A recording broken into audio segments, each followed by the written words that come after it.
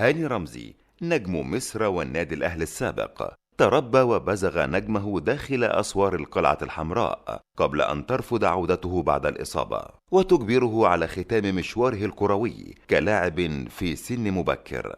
أمير المحترفين كما يلقب في الوسط الرياضي، تألق رمزي لسنوات طويلة مع العديد من الفرق الأوروبية ذات الجماهيرية العريضة والشهرة الواسعة، ويأتي في مقدمتها نيوشاتل السويسري، فيردر بريمن، وكايزر سلاوتر الألماني. بدأ مشواره مع التدريب مع فريق إنبي كمدرب عام، وتدرج في المجال الفني حتى قاد المنتخب الأولمبي في أولمبياد لندن 2012 وحقق معه نتائج طيبة قبل أن يعود للدور المصري عن طريق وادي دجلة، وأخيرا ليرز البلجيكي كأول مدرب مصري يقود فريقا أوروبيا.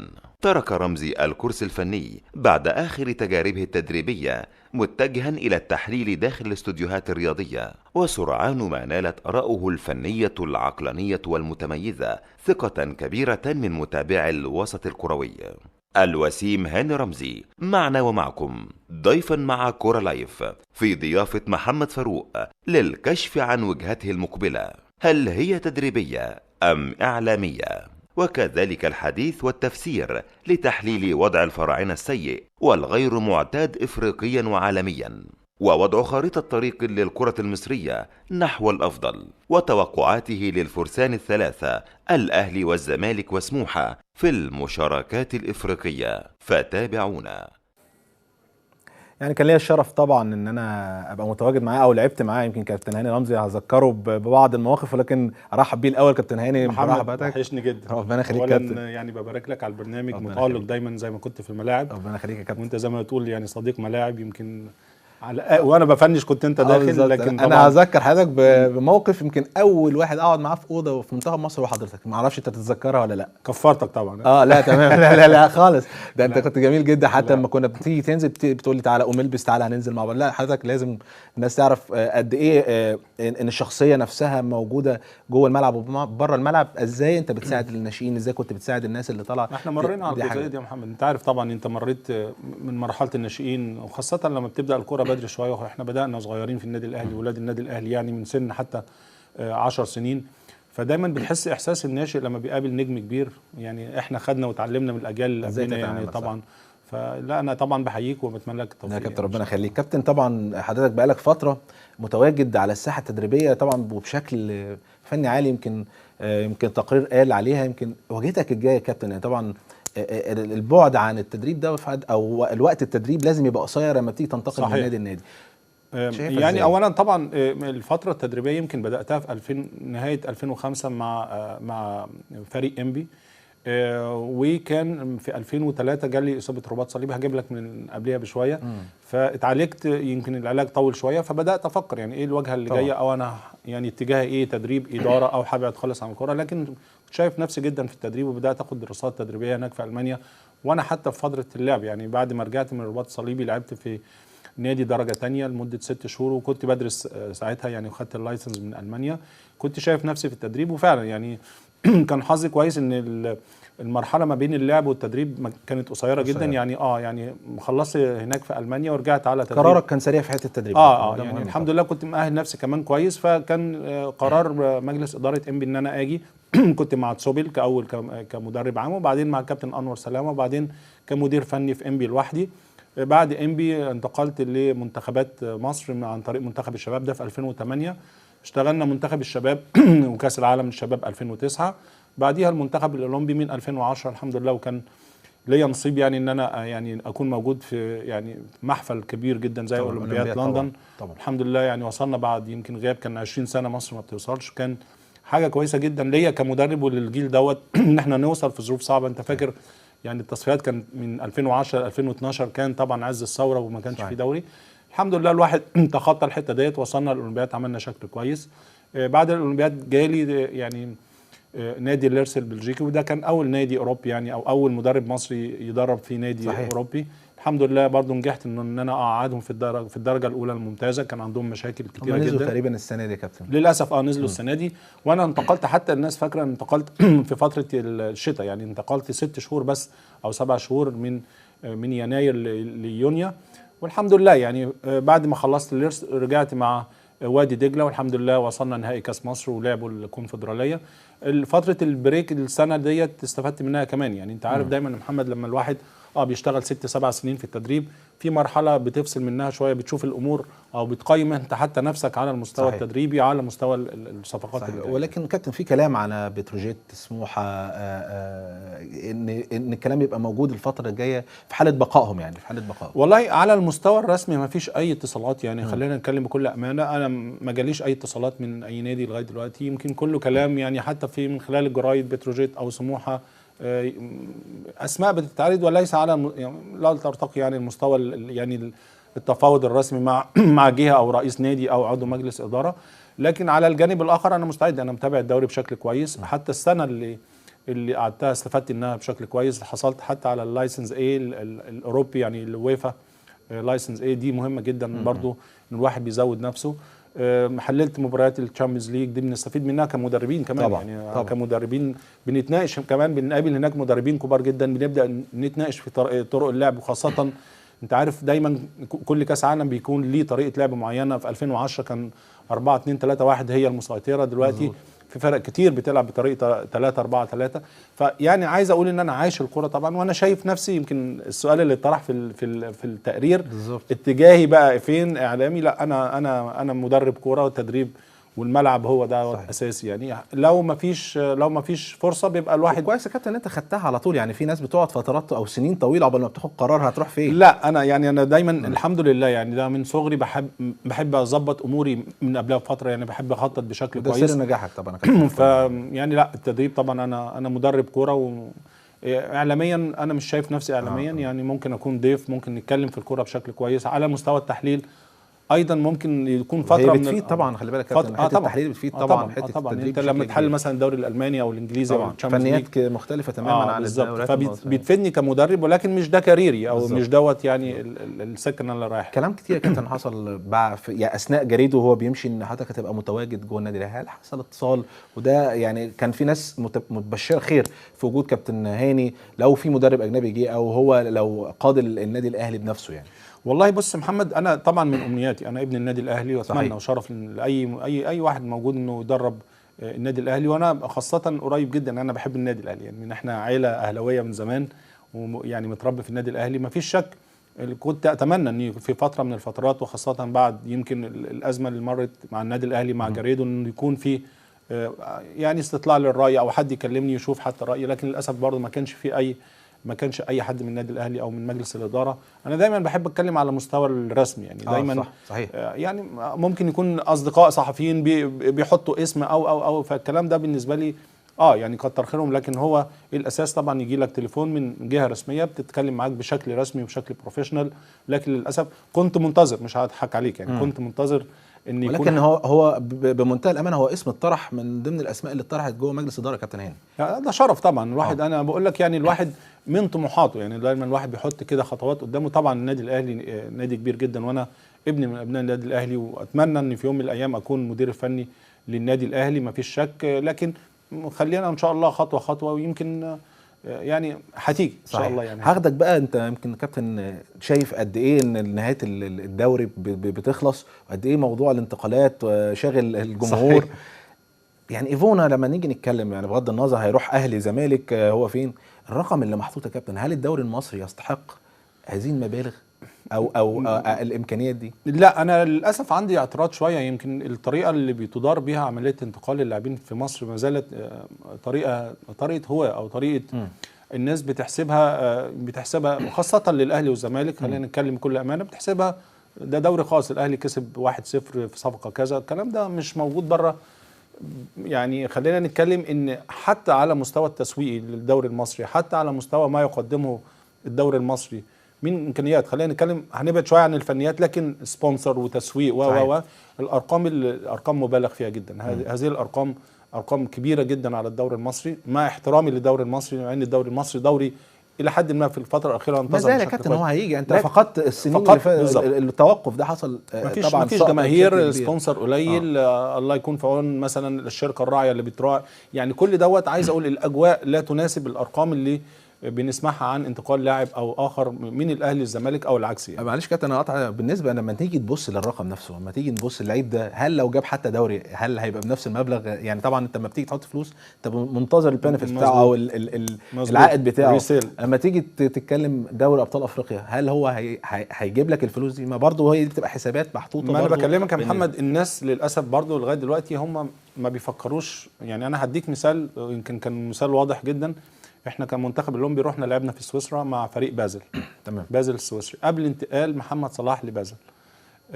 فانا قابلت المدير الاداري ومدير الكره هناك، وهو قال لي احنا بنتفق مع محمد صلاح. الكلام ده حتى قبل الاولمبياد، يعني كان في فتره الاعداد للاولمبياد. قال صلاح هيجي خلال سنتين 3 هنبيعه لنادي كبير وهنكسب فيه فلوس كويسه، وده اللي حصل. محمد صلاح تقريبا راح ب 2 مليون دولار، اتباع لتشيلسي ب 7 مليون يورو، يعني حوالي 10 مليون دولار. فالناس بتشتغل بالجزئيه دي، لان كان عندهم ولد اسمه شاكيري راح من بازل راح لبايرن ميونخ ب 12 مليون يورو. فمين اللي جاي مكان دوت؟ هم عارفين ان شاكيري دوت المركز ده محتاجين واحد فيه، فشافوا محمد صلاح ولد صغير ممكن يعني يشتروه بمبلغ مش كبير وامكانياته كبيره، وبالتالي عمليه الرسالة عندنا او التسويق عندنا للاسف مش موجوده، واللعيب بيجي بمبلغ كبير جدا. لكن على الاداره المفروض العكس، يعني المفروض يجي لا ممكن تشتري لعيب يعني ممكن تشتري بمبلغ كبير مفيش مشكله. لكن زي ما انا بنقول السوق المصري او الدوري المصري سبونسر وتسويقيا واداريا لسه لا يرتقي لهذه الارقام. او تجيب لعيب، يعني انا بستغرب جدا ليه يعني ليه النادي الاهلي والزمالك والانديه ديت سموحه مثلا ما بيروحوش مثلا بطوله افريقيا للشباب تحت 20 سنه او 18 سنه. هي دي اللي بتدور فيها النجوم. مظبوط. كاس العالم للشباب حتى لو مصر مش موجود فيها يروح يدور على لعيبه من غانا معظم اللعيبه اللي بتوع غانا كانوا بيلعبوا في 2009 هنا، وشوفهم عاملين دي ازاي. يعني حتى يعني خدوا من تحت شويه، مش لازم يبقى نجم كبير، لا خد ولد تجيبه 100,000 دولار 200,000 دولار، ولد بيلعب في منتخب نيجيريا تحت 20 سنة 18 سنة، ده ممكن صحيح. يبقى الريسيل بتاعه اعلى. ده مظبوط. هاخد يا كابتن الجزئيه بتاعت تعرف طبعا اليومين دول او بكره هيبتدي البطوله الافريقيه لمشاركه النادي الاهلي وسموحه، يمكن حضرتك لعبت في رمضان مع المنتخب الاولمبياد. صحيح. نصيحتك بقى للعيبه في الوقت ده يعني بتبقى وانت شايف التركيز يبقى عامل ازاي؟ موضوع الفطار والصيام. بص، اول حاجه على الجهاز الفني قال لي يتدخل في عمليه الصيام والفطار. يعني انا من وانا لعيب، يعني مريت من وانا لعيب مع النادي الاهلي لمنتخب مصر، حتى لما لعبت بره خلي دايما القرار للعيب، يعني القرار دايما للعيب، وخاصه عمليه الصيام ديت. انا شايف ان عمليه الصيام بتدي نوع من انواع يعني بتدي نوع من انواع الحوافز للعيب، ممكن تكون صحيا غير مناسبه، لكن هو لما بيحس انه بيلعب وهو صايم بيحاول يعني عنده احساس ان ربنا موجود معاه، وده ده شيء موجود عندنا بس في المنطقه العربيه. يعني دايما بتحس ان اللعيب رابط علاقته بربنا بالكوره وبشغله، وده شيء انا شايف انه جيد جدا مش موجود بره. فاللعيب لما بيكون صايم هو متحمل مسؤوليه. ما دخلتش كابتن في حته لا خالص. احنا كنا بنلعب على فكره الساعه 1 الظهر، يعني كان في بعض المباريات الساعه 1 الظهر، وكنا بنلعب فرق كبيره. يعني لعبنا البرازيل مثلا، لعبنا نيوزيلندا كانت الساعه 11 ونص الصبح. كان انا اتكلمت مع الجهاز الفني وجبت يمكن ابو تريكه كان كابتن الفريق في هذا الوقت، قلت له الموضوع بتاع اللعيبه بتاعكم انت كابتن الفريق، انا ولا هقول ده يفطر ولا انتوا مع بعض شوفوا. وللامانه يعني 90% كانوا بيصوموا، كان في بعض اللعيبه ما بتقدرش فبتفطر، لكن 90% لكن بدون اي ضغوط من الجهاز الفني، وده المطلوب. يعني انا زي ما بقول لك انا بحس ان اللعيب ممكن يدي اكتر شويه على المستوى المعنوي لو كان صايم يعني. طب يعني شايف الفرص الفرق الثلاثه كابتن؟ يمكن الاهلي هيلاعب الملعب المالي، والزمالك هيلاعب اورلاندو بايرتس، وفي نفس الوقت الهلال السوداني هيلاعب سموحه. شايف الفرق المصريه هتبقى يعني فرص؟ المباراه الاولانيه فرقت جدا مع الفرق المصريه، يعني اهلي زمالك سموحه، المباراه المكسب، خاصه سموحه بعد يعني اللي هو بعد كان متاخر وعودته بالفوز، دي حاله معنويه جيده جدا. النادي الاهلي قدم مباراه لا باس بها، نادي الزمالك من ايفونا ده طب كل مصر مستنيه اما نشوف هيعمل ايه، فبالتالي لو ما عملش حاجه مشكله لو ما عملش حاجه مشكله، لان هو اوريدي تحت ضغط كبير من الاول. صحيح. يعني خلي كل الامور تاخد في نصابها. لعيب كويس، لعيب مميز، نشوف مستواه ايه. لكن انا في رايي ما زال حته يعني الصفقات وبالذات ما بين الاهلي والزمالك ما زالت في دور الهواة بشكل كبير جدا، ما فيش احترافيه. ممكن يكون زي ما بقول لك دي عمليه من سنين واخده سنين، لكن الثقافه لازم تتغير لكن شوية. المباراه يا كابتن شايفها ازاي ممكن تبقى مباراه عاملة الاهلي إزاي؟ والزمالك مباراه صعبه ما فيش شك، وخاصه لو كان ممكن جدا الدوري يتحسم من خلال قبل المباراه، يعني ممكن الدوري والزمالك عنده النصر. عنده النصر النصر.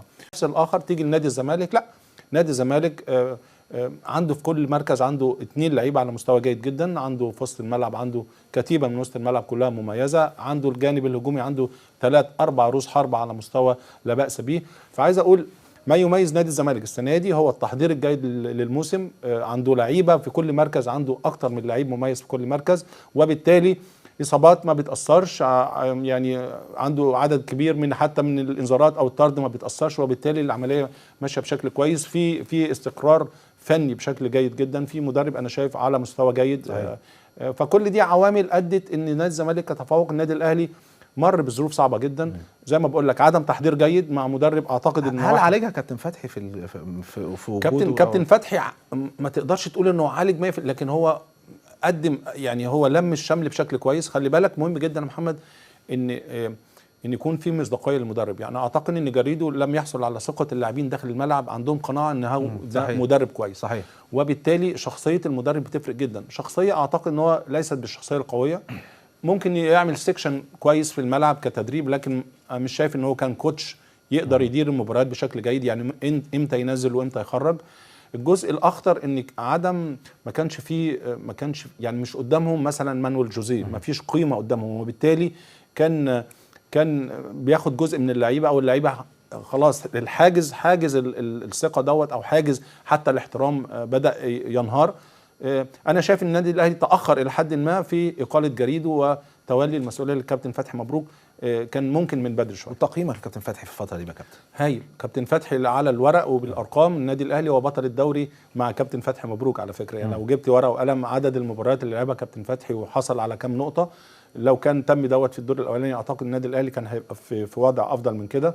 كابتن فتحي اشتغل نفسيا اكتر في الجزء في الفتره الاولى، اشتغل معنويا بشكل كبير جدا، ده ملاحظ من لقطه كلنا شفناها ان حسام غالي بيحط دماغه في الارض، ما كناش بنشوف الكلام ده شغل مدرب، شغل معنوي، يعني بيدي ثقه للاعبين. اولا ده مهم جدا تدي ثقه للاعبين.